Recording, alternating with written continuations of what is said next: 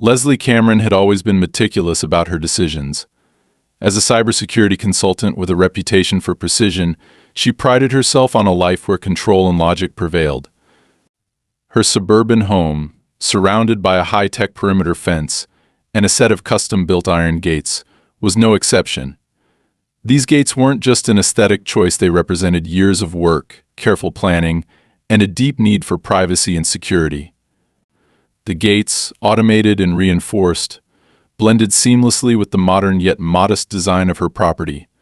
For Leslie, they were more than just a barrier, they were a statement of her independence.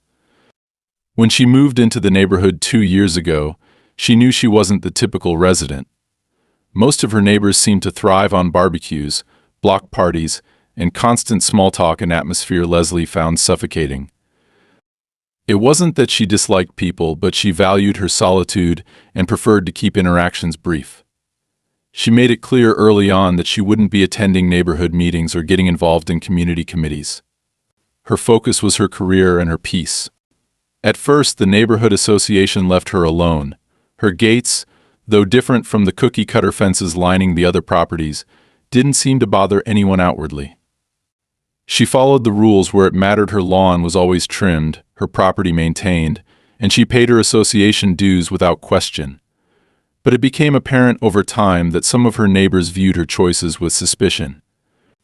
The president of the neighborhood committee, Julian Miller, had dropped a few passive-aggressive comments about how modern additions clashed with the area's traditional aesthetic. Leslie ignored him. She had the permits for her gates, and as far as she was concerned, they were nobody's business. The first real conflict arose about a year after she moved in. One morning, Leslie found an anonymous note in her mailbox. It was typed, terse and unsigned, stating that her gates posed a potential safety hazard. There was no explanation, no specifics, just a vague warning. Leslie brushed it off, assuming it was the work of a bored neighbor. Her gates were professionally installed and adhered to all local safety codes. There was no reason for concern. But the notes didn't stop.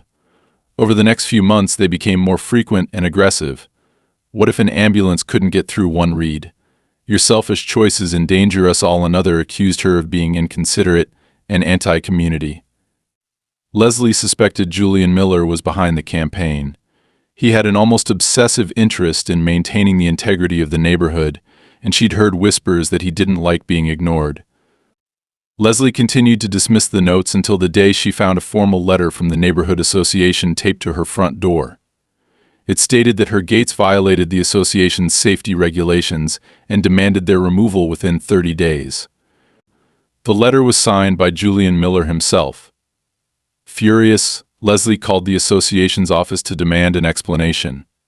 The secretary, polite but unhelpful, informed her that the decision had been made after multiple complaints and that it was in the best interest of the community. Leslie didn't back down. She gathered every piece of documentation. She had the permits, the installation records, and the safety certifications, and scheduled a meeting with Julian. During their conversation, Julian smiled that thin, practiced smile of his and explained, in a tone dripping with condescension, that the gates were a liability. He brought up hypothetical scenarios: a fire truck unable to access her property, a child injured on the mechanism, a delay in emergency services that could cost lives. Leslie countered every point with facts and evidence, but it was clear Julian wasn't interested in logic. "You're an outlier here, Leslie," he said finally, leaning back in his chair. "This neighborhood thrives on cohesion and mutual respect. It's not just about the rules, it's about the spirit of the community. And frankly, your gates go against that spirit." Leslie left the meeting seething. It was clear that Julian's issue wasn't safety, it was control. She suspected he didn't like that she'd chosen to live her life on her terms, outside the petty power dynamics of the association. Still, she thought the matter was settled. Her gates were legal, and she wasn't about to let a neighborhood committee dictate what she could and couldn't do on her property. That belief shattered one crisp autumn evening. Leslie had just returned from a late meeting in the city. As she turned onto her street, her headlights illuminated a gaping void where her gates should have been. She slammed on the brakes, her heart pounding as she stared at the empty space. In their place stood a flimsy wooden barrier, hastily constructed and barely secured. A small laminated sign hung crookedly from one of the post's temporary replacement pending further review. Leslie jumped out of her car, her pulse racing. She inspected the barrier, noting the shoddy workmanship and the careless way it had been thrown together. On the ground nearby, she found a crumpled receipt from a local contractor, confirming her worst fear: the neighborhood association had ordered the removal of her gates. Her first instinct was to call the police. Within minutes, an officer arrived and surveyed the scene.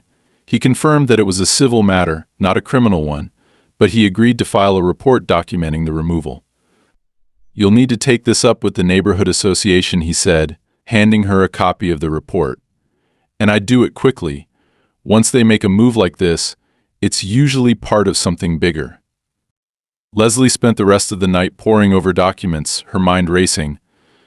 This wasn't just an overreach, it was a calculated attack. Julian Miller and the neighborhood association had crossed a line, and she knew she couldn't let it stand. Leslie woke up the next morning determined to confront the situation head-on. The removal of her gates was not only an outrageous violation of her property rights, but also a deeply unsettling act of disrespect. She couldn't shake the thought of strangers entering her property in the dead of night to dismantle something she'd worked so hard to install. After poring over her documents until the early hours of the morning, she felt more prepared than ever to push back. Her first step was to file a formal complaint with the neighborhood association's office. The office was housed in a nondescript brick building a few miles away from the neighborhood. Leslie arrived promptly at 9 a.m., her expression set and her arms full of paperwork. She wasn't here to make polite small talk or listen to excuses, she wanted answers. The receptionist, a young woman who seemed perpetually distracted, greeted her with a vaguely apologetic smile. "Good morning," Leslie said firmly. "I'm here to speak with Julian Miller about the removal of my gates." The receptionist's smile faltered slightly. "Mr. Miller is in a meeting right now, but I can schedule an appointment for you." Leslie cut her off. "I'm not leaving until I speak with him. The gates on my property were removed without my consent, and I want to know why." There was a brief standoff before the receptionist sighed and picked up the phone. A few whispered words later, she gestured toward a door at the end of the hall. "You can wait in the conference room. Mr. Miller will join you shortly." The room was sterile and cold, its walls decorated with generic landscape prints that seemed designed to avoid offending anyone. Leslie placed her documents on the table and paced, her frustration building with every passing minute. When Julian finally entered, he carried himself with the same smug confidence she'd seen during their last meeting. "Leslie," he said smoothly, as if they were old friends, "I wasn't expecting to see you so soon." "Cut the pleasantries," Leslie snapped, her voice sharp. "Who gave you the authority to remove my gates? And don't tell me it was about safety, because we both know that's a lie." Julian raised an eyebrow, his calm demeanor barely flickering. "I understand you're upset, but the decision was made after careful consideration. We received multiple complaints from residents about the potential dangers your gates posed. As the governing body of this neighborhood, we have a responsibility to act in the best interests of the community." Leslie's jaw tightened. "You keep using the word community, but what you mean is control. You didn't notify me, you didn't give me a chance to address these so-called complaints, and you sure as hell didn't have the right to trespass on my property." Julian's smile turned icy. "The association's bylaws give us the authority to intervene in matters of public safety. Your gates were non-compliant with Section 12 billion of the Neighborhood Code, which clearly states that any structure impeding emergency vehicle access must be removed." Leslie pulled out her permits and laid them on the table with a resounding thud. "These gates were installed with full approval from the city. They're automated, wide enough for emergency vehicles, and meet every safety standard. Your argument holds no weight." Julian glanced at the documents but made no move to pick them up. "City permits don't override neighborhood regulations. I'm afraid you're going to have to accept that." Leslie's eyes narrowed. "I'm not accepting anything. What you did was illegal, and I'm going to make sure you're held accountable." Julian's mask of professionalism slipped for a fraction of a second, revealing a flicker of irritation. "Leslie, I'd advise you to think carefully about your next steps. Legal battles are expensive and time-consuming. It might be in your best interest to let this go and focus on finding a solution that aligns with the community's expectations." She stood, refusing to let him see how much his words had rattled her. "You'll be hearing from my lawyer." As Leslie left the building, her mind raced with the implications of what Julian had said. It wasn't just the removal of her gates, it was the blatant abuse of power, the manufactured complaints, and the vague threats cloaked in politeness. This wasn't about safety or community, it was about control, and she wasn't going to let them win.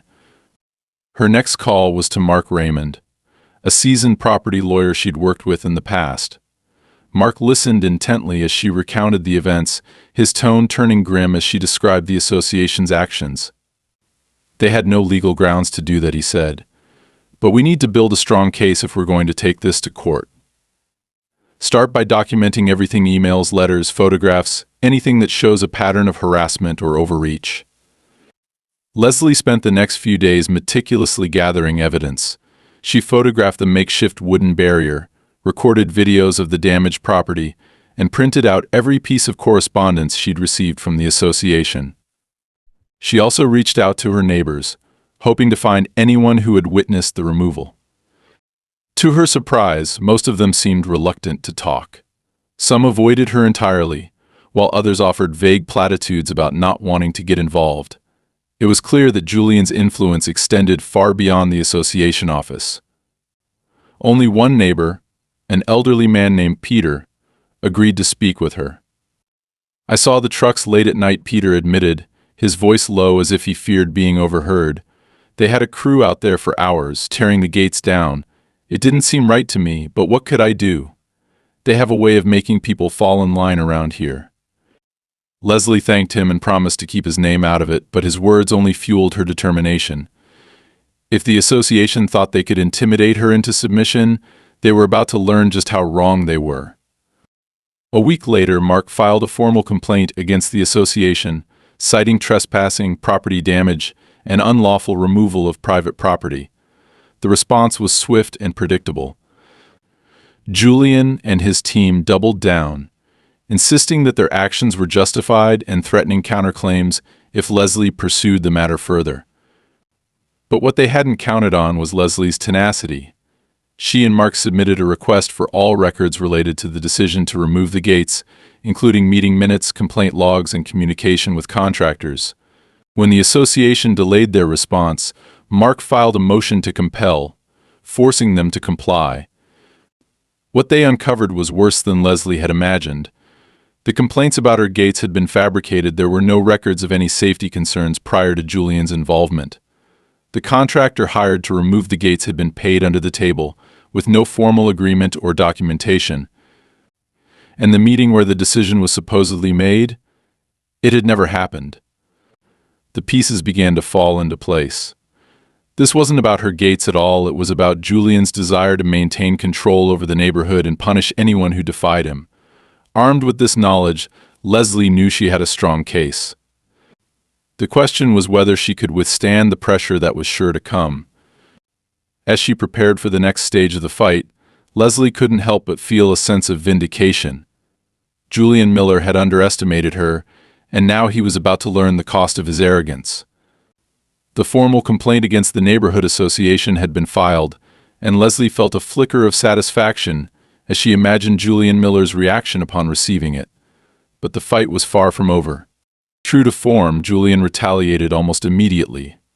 Within days, she received a letter accusing her of multiple infractions, including having unapproved landscaping and unsightly property alterations. The language was vague, but the intent was crystal clear. They were trying to pressure her into backing down by making her life as difficult as possible. Leslie read the letter twice, her frustration mounting with each sentence. It was riddled with contradictions and absurd claims, none of which were grounded in the neighborhood's bylaws. She tossed the letter onto her kitchen counter and called Mark. "They're trying to hit me with bogus violations now," she said, her voice tight with anger. "That's a common tactic," Mark replied calmly. "It's meant to intimidate you. Don't let it. Send me the letter, and I'll respond formally. In the meantime, make sure you're documenting everything. Take photos of your property front and back. If they try to claim anything else, we'll have proof to counter it. Leslie spent the next morning meticulously photographing her yard, her house, and the makeshift wooden barrier that still stood in place of her gates. She double-checked every corner, ensuring there wasn't so much as a stray weed for the association to latch onto. Her property was in pristine condition, as always, but she knew that wouldn't stop Julian from manufacturing new complaints. Later that afternoon, she noticed two men standing near her property line, clipboard in hand. One of them appeared to be measuring the width of her driveway, while the other jotted notes. Leslie stepped outside, phone in hand, and approached them. "Can I help you?" she asked, keeping her tone polite but firm. One of the men looked up, startled. "We're conducting a property survey on behalf of the association," he said. Without notifying me, Leslie raised an eyebrow. "That's trespassing. You're on my property and I didn't give you permission to be here." The man hesitated before stepping back. "We're not on your property, ma'am. We're measuring from the public right-of-way." "Good," Leslie said, lifting her phone. "Then you won't mind if I document this interaction for my records." The men exchanged a look before muttering something about miscommunication and walking off. Leslie watched them until they disappeared down the street, then saved the video to her cloud storage. She wasn't taking any chances. The following day, another letter arrived, this one more aggressive. It accused Leslie of failing to maintain a cohesive aesthetic and imposed a fine for the temporary wooden barrier. The irony of being fined for a barrier the association had installed themselves wasn't lost on her. Mark laughed outright when she forwarded him the letter. "They're scrambling," he said. "They know they overstepped with the gates, and now they're trying to cover their tracks. The more they push, the better it is for us. It shows a clear pattern of harassment." But the harassment wasn't limited to letters. Leslie began to notice subtle yet deliberate acts of interference. Her trash bins, which she always placed neatly by the curb, were repeatedly knocked over. One morning, she found her mail scattered across her driveway, damp from the sprinkler system. At first, she dismissed it as coincidence, but the incidents became too frequent to ignore. Then there were the neighbors. Leslie had never been particularly close to them, but now their coldness was palpable. People who once greeted her with a nod or a wave now avoided eye contact. A few even crossed the street when she approached. She overheard snippets of conversations as she walked past, murmurs about causing trouble and thinking she's above the rules. The isolation was disheartening, but Leslie refused to let it deter her. If anything, it steeled her resolve. She focused on gathering evidence, photographing every piece of overturned trash and documenting every interaction with the association. She also reached out to Peter, the elderly neighbor who had initially agreed to speak with her. "Have you noticed anything strange lately?" she asked him one evening. Peter hesitated, glancing around nervously before nodding. They've been poking around other properties too, measuring fences, asking questions. But people are scared to say anything. They don't want to be targeted. Leslie's heart sank. It was clear Julian was trying to turn the neighborhood against her while tightening his grip on the rest of the community. But Peter's words also gave her an idea. If she couldn't rely on the neighbors to speak out, she'd find another way to expose the association's tactics. She contacted an independent property assessor and arranged for a full evaluation of her home and yard. The assessor, a no-nonsense woman named Erica, spent hours inspecting every detail, from the condition of the driveway to the dimensions of the wooden barrier. Her report was thorough and damning, highlighting multiple instances where the association had violated Leslie's property rights. Armed with Erica's report, Leslie and Mark submitted another motion, this time accusing the association of malicious intent and abuse of power. The pressure was beginning to show. The association's response was delayed, and when it finally arrived, it was riddled with contradictions and evasive language. Julian, who had been so confident during their last meeting, now seemed desperate to avoid direct confrontation. But Julian wasn't the only one feeling the strain. Leslie's patience was wearing thin. The constant back and forth, the endless stream of letters, and the subtle acts of sabotage were taking a toll. One night, as she sifted through yet another pile of documents, she felt the weight of it all pressing down on her. Was it worth it? Was she fighting a battle she couldn't win? The doubt was short-lived. As she stared at the photographs of her damaged gates and the flimsy wooden barrier, anger surged through her. This wasn't just about her property, it was about standing up to a system that thrived on intimidation and manipulation. Julian Miller and his cronies had underestimated her, and she was determined to make them regret it. The turning point came when Mark uncovered a critical piece of evidence, an internal memo from the association's board. The memo outlined plans to streamline the neighborhood by replacing all non-standard gates and fences with uniform designs provided by a specific contractor. Leslie's gates had been the first target, chosen specifically because of her perceived non-compliance and reluctance to engage with the community. The memo was a smoking gun, proving that the safety concerns were a pretext for a broader agenda. Leslie couldn't help but smile as she read it. The association had overplayed their hand, and now she had the proof she needed to take them down. With the memo in hand, Mark filed an injunction to prevent the association from taking further action against Leslie's property. The court granted it, dealing a significant blow to Julian's campaign. For the first time since the fight began, Leslie felt like she was gaining ground. But she knew the battle wasn't over yet. Julian wouldn't go down without a fight, and she needed to stay one step ahead. As she prepared for the next stage of the legal battle, Leslie felt a renewed sense of purpose.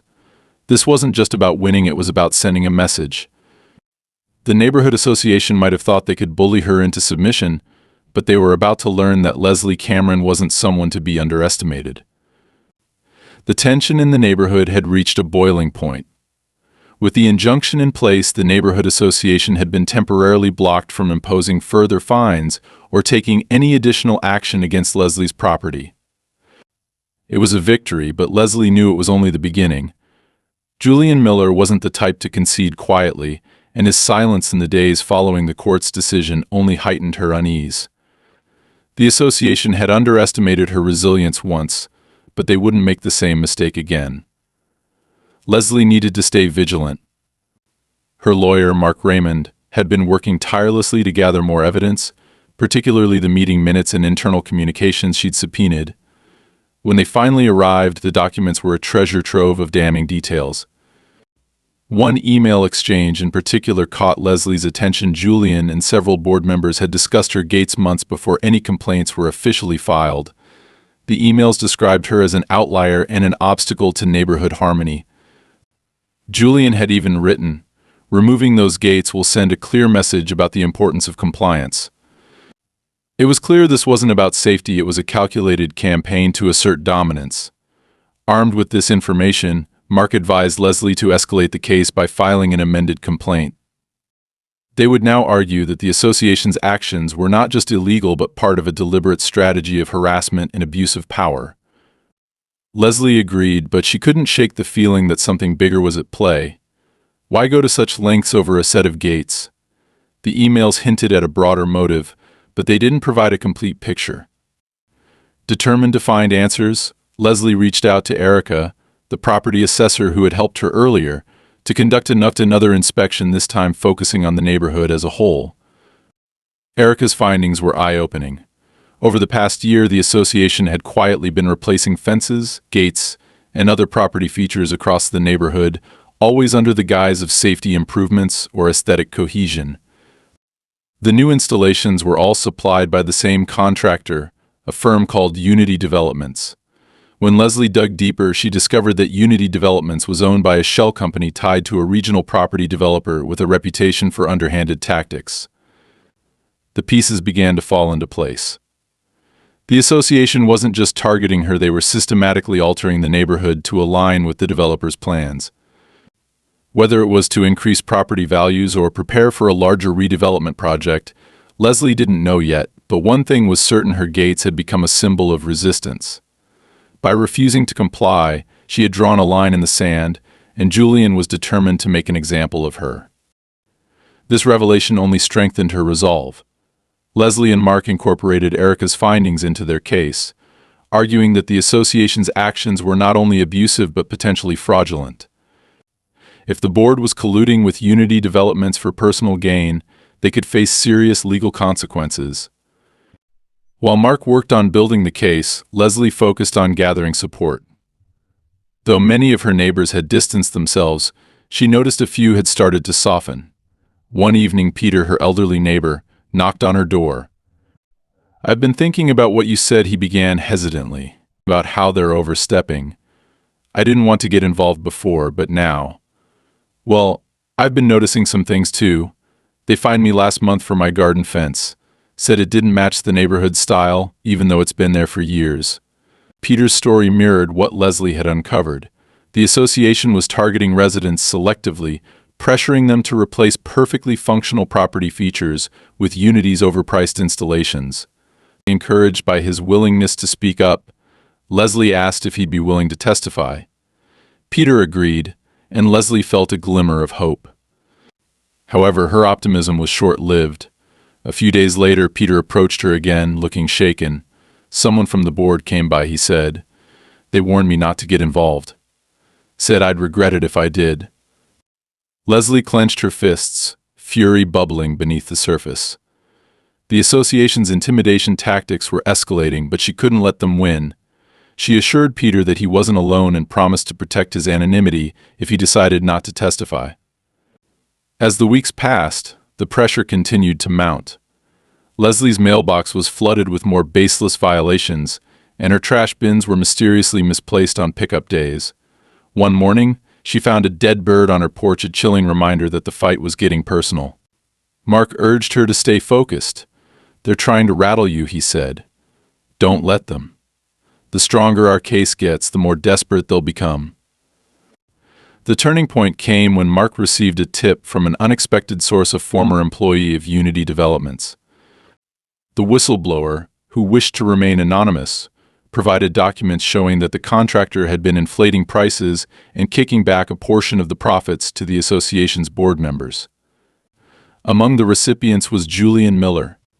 The documents were a bombshell. They proved not only that the association was acting in bad faith, but that their actions were financially motivated.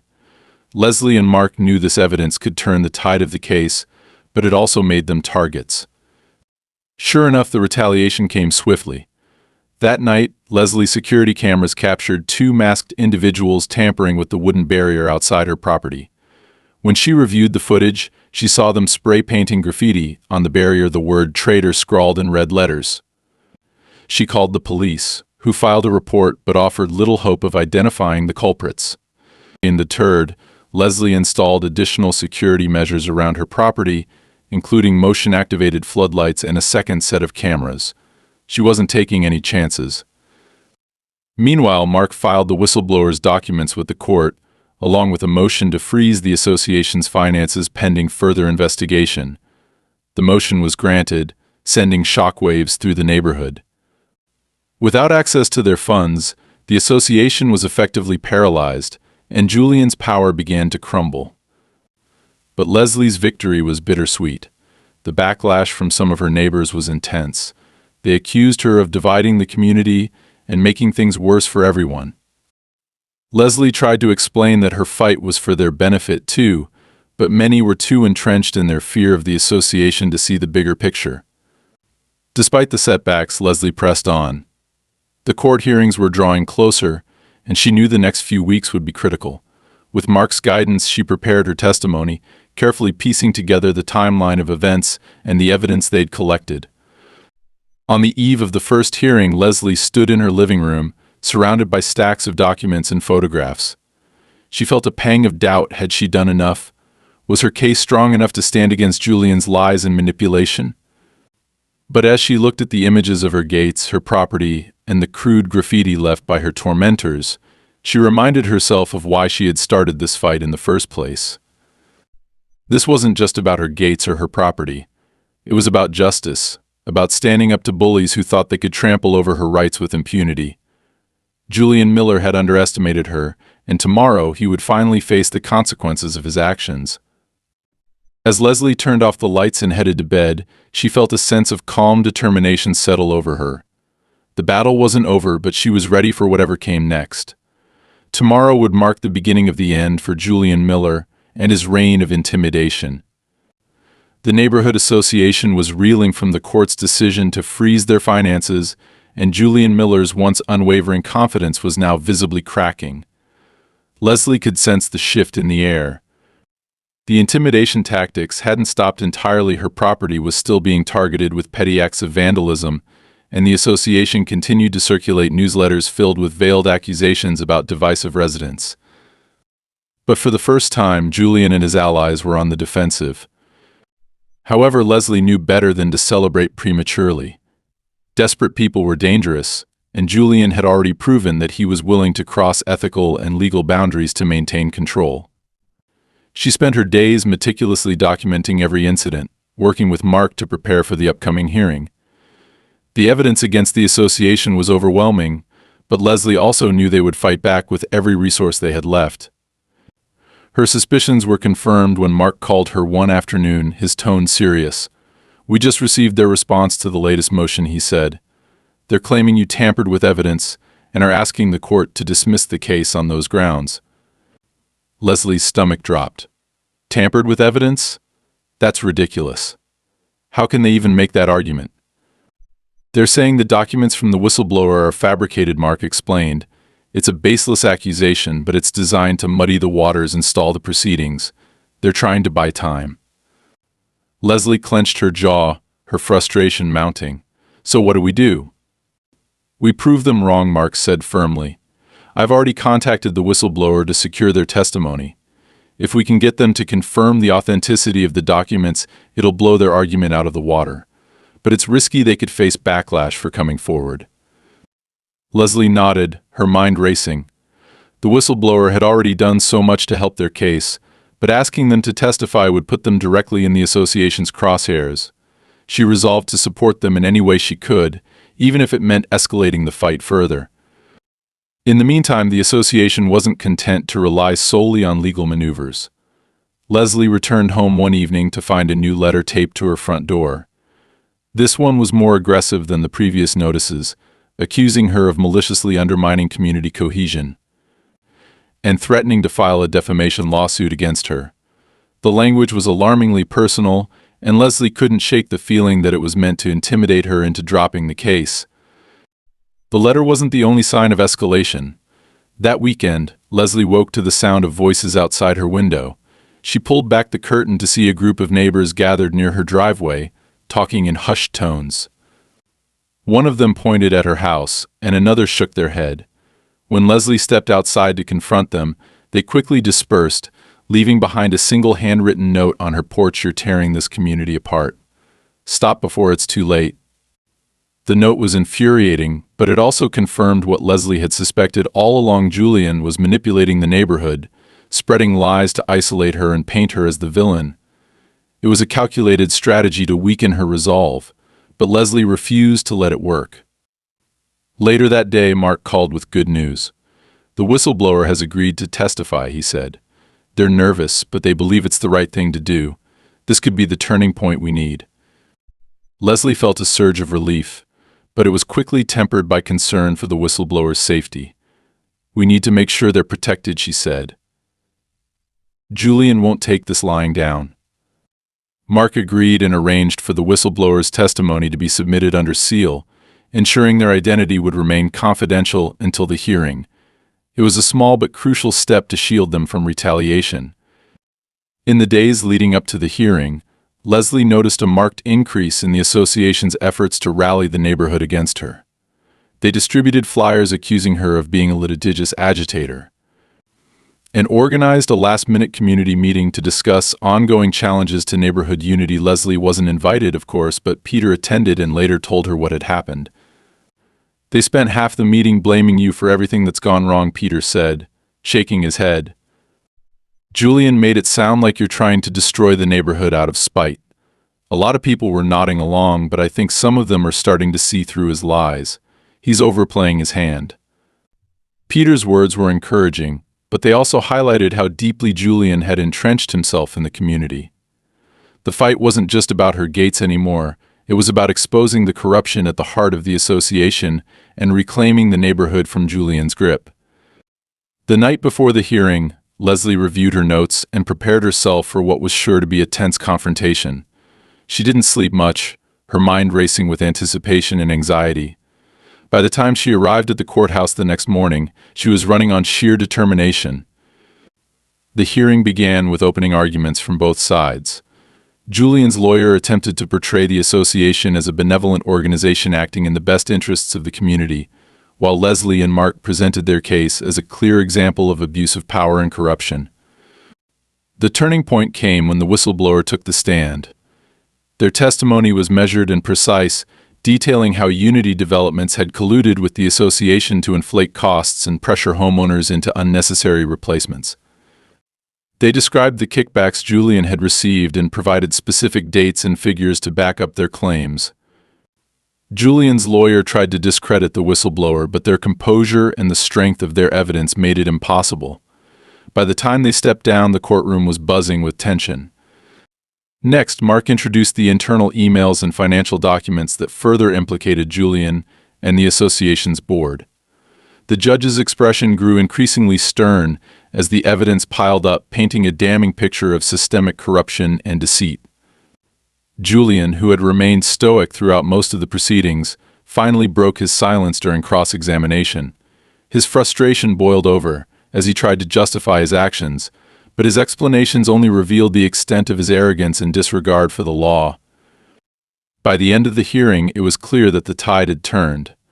The judge announced that a decision would be issued in the coming weeks, but Leslie left the courthouse feeling a sense of victory. The association's facade had crumbled, and Julian's grip on the neighborhood was slipping. As she drove home, Leslie allowed herself a moment of relief. The fight wasn't over yet, but for the first time, she felt like justice was within reach. Julian Miller had underestimated her resolve, and now he was paying the price. Whatever came next, Leslie was ready to face it head-on.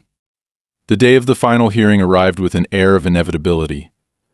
Leslie Cameron sat at the plaintiff's table, her nerves taut but her resolve unshaken.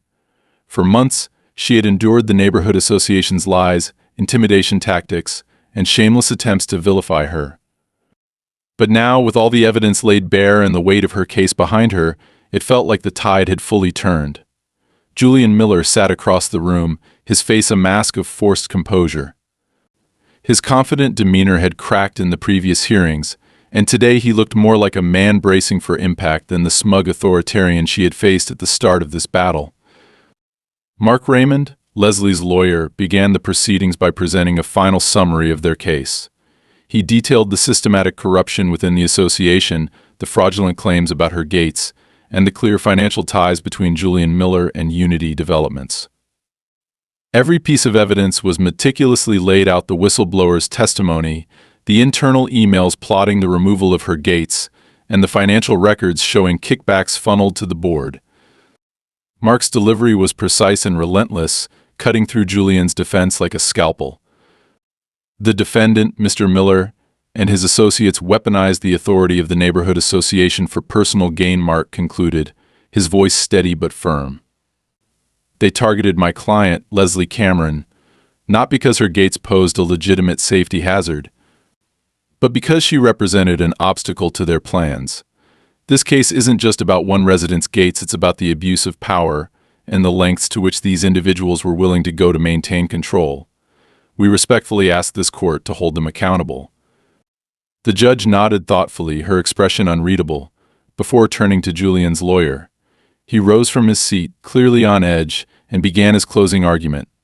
His defense hinged on portraying the association as a well-meaning entity that had acted in the best interests of the community. He claimed that any financial discrepancies were administrative oversights, and that the removal of Leslie's gates was a necessary action to ensure public safety. But the defense's arguments rang hollow. The judge interrupted several times to question the contradictions in their statements, particularly regarding the fabricated complaints and the lack of evidence supporting their safety concerns. Julian himself took the stand one last time, but his testimony was fraught with evasion and half-truths. When pressed about the financial records showing payments from Unity Developments, his answers became increasingly defensive, bordering on combative. "Mr. Miller," the judge said sharply, cutting him off mid-sentence, "you've repeatedly claimed that your actions were motivated by safety concerns, yet you've provided no concrete evidence to support those claims. Instead, what we've seen is a pattern of behavior that suggests personal and financial motivations. Do you have anything further to say in your defense? Julian hesitated, his mouth opening and closing as he searched for a response. Finally, he muttered, "No, Your Honor." When it was Leslie's turn to take the stand, she spoke with measured confidence. She recounted the harassment she had endured, from the baseless fines to the vandalism and the relentless efforts to paint her as a villain in her own community. Her voice only wavered when she described the night her gates were removed and how it felt to return home to find her property violated. This wasn't about safety or community cohesion, Leslie said, her voice firm despite the emotion in her eyes. It was about control. It was about silencing anyone who dared to stand up to their abuse of power. I fought back because I refused to live in fear, and I hope this case sends a message to others who might be facing the same kind of intimidation. When she stepped down from the stand, Julian avoided her gaze. The silence in the courtroom was deafening as the judge announced she would render her decision after a brief recess. The wait was agonizing. Leslie sat with Mark in the hallway, trying to steady her breathing as her thoughts raced. This was it, the culmination of months of stress, sleepless nights, and relentless determination. Mark placed a reassuring hand on her shoulder. "No matter what happens, you stood your ground," he said. "That's more than most people would do." When the judge returned to the bench, the tension in the room was palpable. She began by summarizing the key points of the case, her tone measured but firm. "This court finds that the neighborhood association, under the leadership of Mr. Julian Miller, acted in bad faith," she said. The removal of Ms. Cameron's gates was not motivated by legitimate safety concerns, but by a pattern of targeted harassment and personal gain. Furthermore, the financial evidence presented demonstrates clear misconduct on the part of Mr. Miller and his associates. Leslie felt her chest tighten as the judge continued. "It is the decision of this court to rule in favor of the plaintiff, Ms. Cameron. The neighborhood association is hereby ordered to compensate her for the full cost of the gate removal, additional damages for property interference, and all legal fees incurred during this case. Furthermore, the evidence of financial misconduct will be referred to the appropriate authorities for further investigation." Julian's face turned ashen, his hands clenched into fists as the ruling was read. Leslie, meanwhile, felt a wave of relief wash over her. She had done it. She had stood up to the bullying, the lies, and the intimidation, and she had won. As the courtroom emptied, Leslie turned to Mark with a grateful smile. "I couldn't have done this without you," she said. "You did the hard part," he replied. "You didn't back down, even when it got ugly. That's what made the difference." But as Leslie stepped outside into the crisp air, she knew this victory wasn't just for her. It was for every resident who had been silenced, every neighbor who had been too afraid to speak up, and every community facing the same kind of abuse.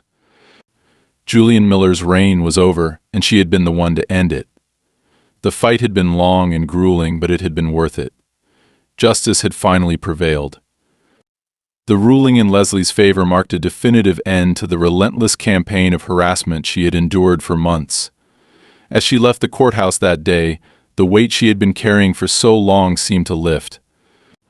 But while the legal battle was over, the aftermath was only beginning to unfold.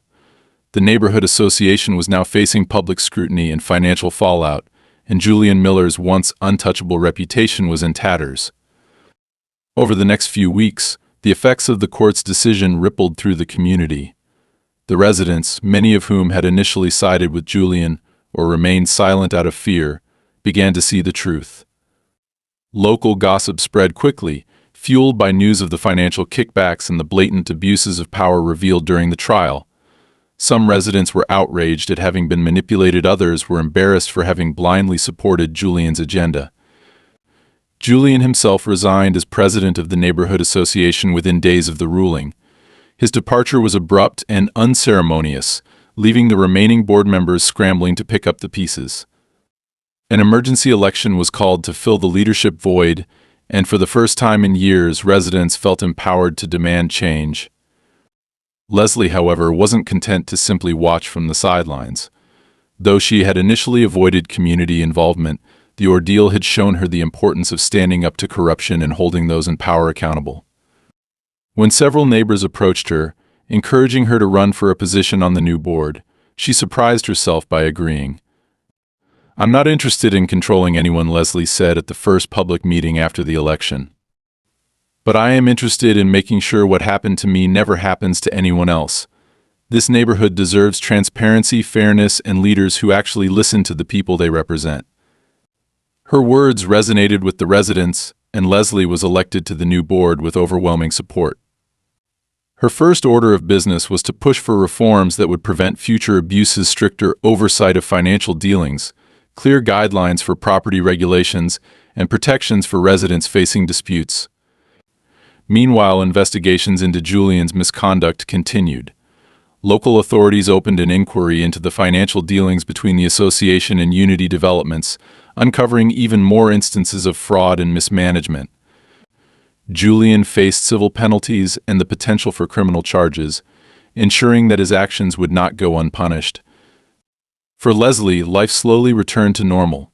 She had her gates reinstalled this time with even more robust security measures and took comfort in knowing that her property was once again her own. Though some neighbors still harbored resentment, the majority recognized the courage it had taken for her to stand up to Julian and his allies. Over time, many of them reached out to apologize, and a newfound sense of respect began to replace the tension that had defined her relationships with them. One afternoon, as Leslie sat on her porch sipping coffee, Peter stopped by with a small potted plant. "A little peace offering," he said with a sheepish smile. "I didn't speak up as much as I should have, but I want you to know how much I admire what you did." Leslie accepted the plant with a smile. "It's not too late to make things better," she said. "We're all part of this community, and it's up to us to make it the kind of place we want to live in." The victory had been hard won, but Leslie knew it had been worth every sleepless night and moment of doubt. Her fight had not only restored her rights, but had also set a precedent for accountability and fairness in the neighborhood. She felt a quiet pride knowing she had turned her personal struggle into a catalyst for change. As the sun set that evening, casting a warm glow over her property, Leslie glanced at her gates standing tall once again, a symbol of her resilience. They weren't just gates anymore. They were a testament to her determination, a reminder that even in the face of overwhelming odds, it was possible to fight back and win. Justice, she realized, wasn't just something to hope for, it was something to demand and to fight for with everything you had.